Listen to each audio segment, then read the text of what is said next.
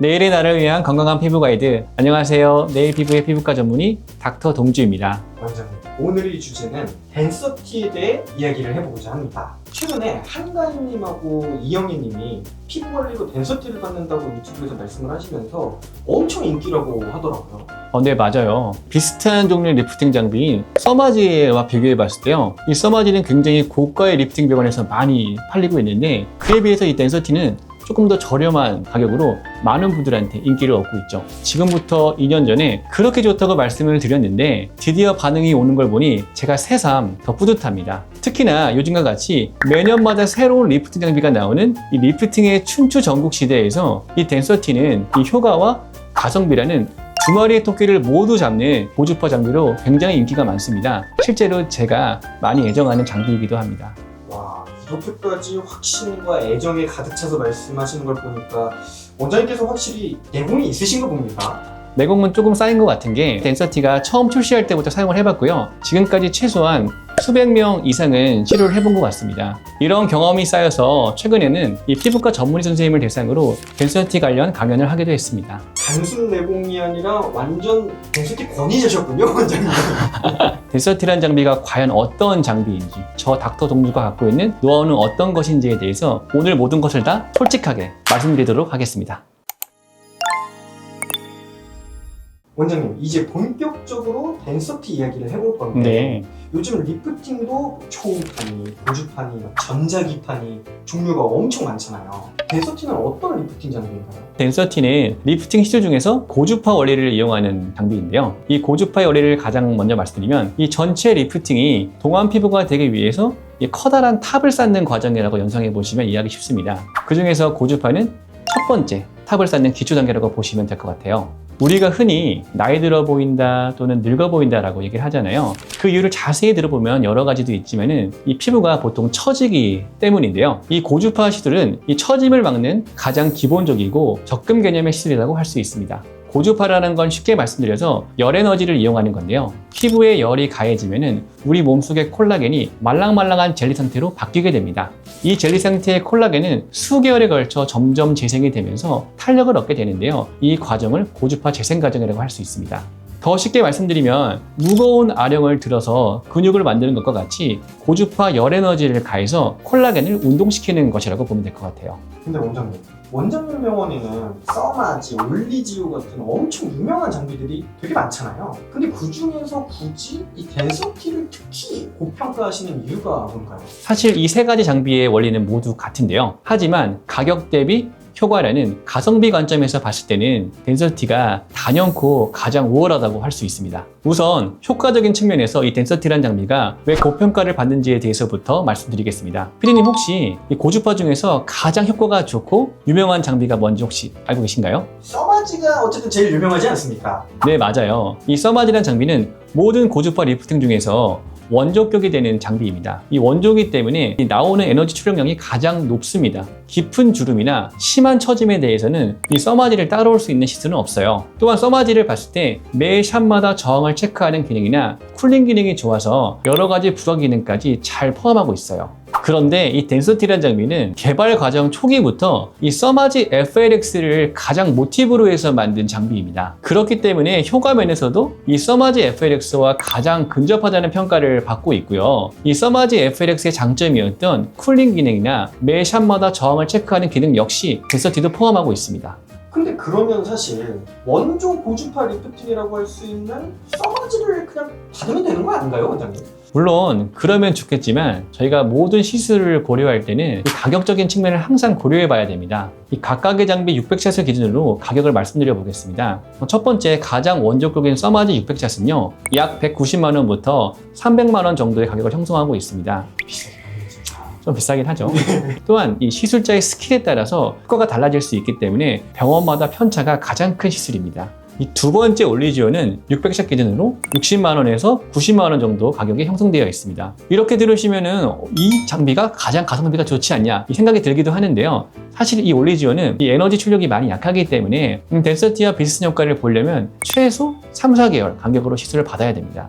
세 번째 마지막으로 덴서티는 덴서티 클래식과 덴서티 하이로 나눠지게 되는데요. 먼저 덴서티 클래식 600샷은요 100만원에서 120만원 정도 형성되어 있겠고요. 덴서티 하이는 그보다 조금 더 높은 150만원에서 180만원 정도로 가격이 형성되어 있습니다.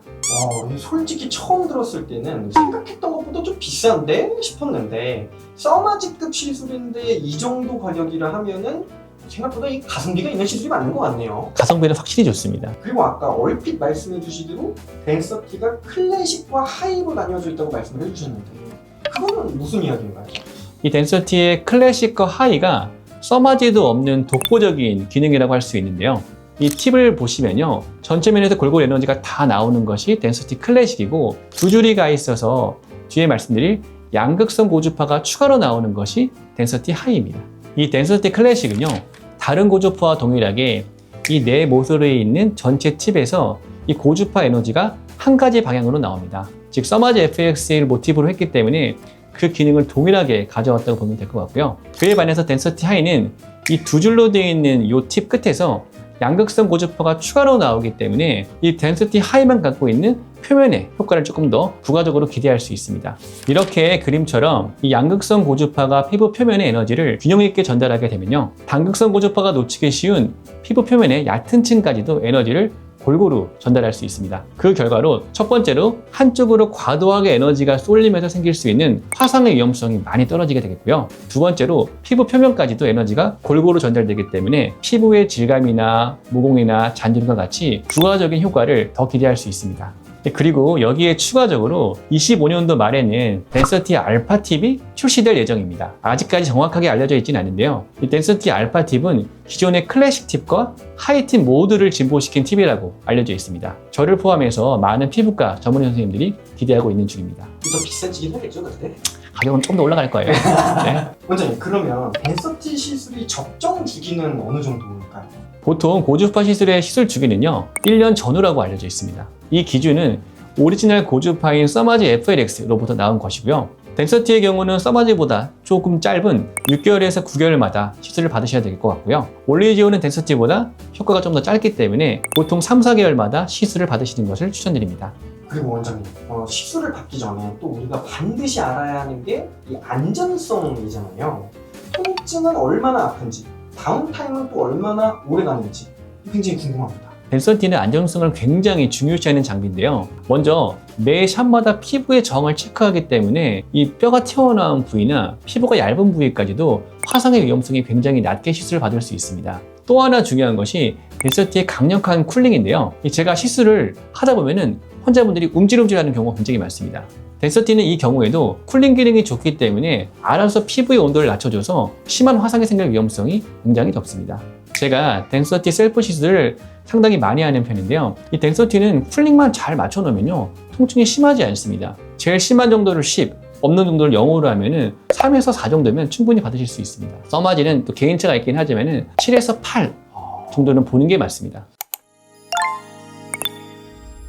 자, 그럼 원장님, 이제 덴서티 효과를 한눈으로 딱 볼 수 있게 실제 리프팅 케이스를 보여주시면 어떨까 싶습니다. 제가 그래서 준비해봤습니다. 이분 사진을 보시면 전형적인 40대 여성분의 사진인데요. 노화가 진행되면서 팔자 주변과 이 십술포가 처지게 되고요. 이 모공과 피부결 때문에 저를 찾아오셨습니다. 다양한 시술이 있지만 저는 가장 먼저 제일 기본적인 덴서티를 권해드렸고요. 시술 후의 사진을 보시겠습니다. 보시면 드라마틱하지는 않지만 얼굴의 턱선이 상당히 정리된 것이 보이고요. 자세히 보시면 모공과 잔주름도 상당히 좋아지면서 이 매끈한 피부결로 바뀐 걸 확인할 수 있어요. 이 정도면은 확실히 모공 개선이나 이런 게 좋긴 하군요. 개인차가 있긴 하지만 이 고주파를 꾸준히 하시는 분들은 이 모공이나 피부결 개선 효과를 대부분 느끼고 계십니다. 이렇게 전후 사진을 보시면 아시겠지만 덴서티는 가성비라는 가장 뛰어난 장점이 있긴 하지만 이 가성비를 빼고서라도 충분히 좋은 효과를 보이는 굉장히 좋은 시술이라고 할 수 있습니다.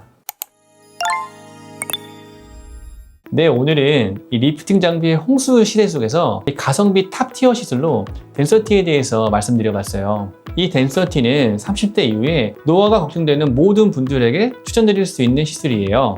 그 중에서도 특히나 첫 번째로 피부 탄력이 떨어지면서 이 모공이나 피부결 아니면 잔주름이 고민이신 분들, 두 번째로는 피부가 두꺼우신 분들보다는 피부가 좀 얇고 예민하신 분들, 그리고 세 번째로는 턱선이 무너지거나 팔이 좀 처지신 분들이 받으시면은 만족할 만한 시술이니 한 번쯤 고민해보면 좋으실 것 같습니다. 그리고 이것은 저의 개인적인 진료 철학이기도 한데요. 이 덴서티 같은 고주파 시술은 시술실에 들어가기에 앞서서 진료실에서부터 시작이 된다고 저는 말씀드리고 있습니다. 이 덴서티란 시술은 이 얼굴의 부위마다 에너지 레벨이나 쿨링 레벨을 사전에 잘 정하는 것이 굉장히 중요하고요. 시술 중에도 이 환자분의 피부 반응이나 통증 정도에 따라서 에너지가 과다한 부위는 잘 피하고 부족한 부위는 조금 더 중첩하는 이런 테크닉이 필요합니다. 그렇기 때문에 이 영상을 보시고 덴서티 시술을 고민하시는 분들은 이 덴서티 시술을 좀 많이 해본 경험이 있는 의료진이나 또는 부작용을 컨트롤해본 피부과 전문의 선생님에게 받으시는 것을 저는 개인적으로 추천드립니다. 오늘의 영상이 도움이 많이 되셨다면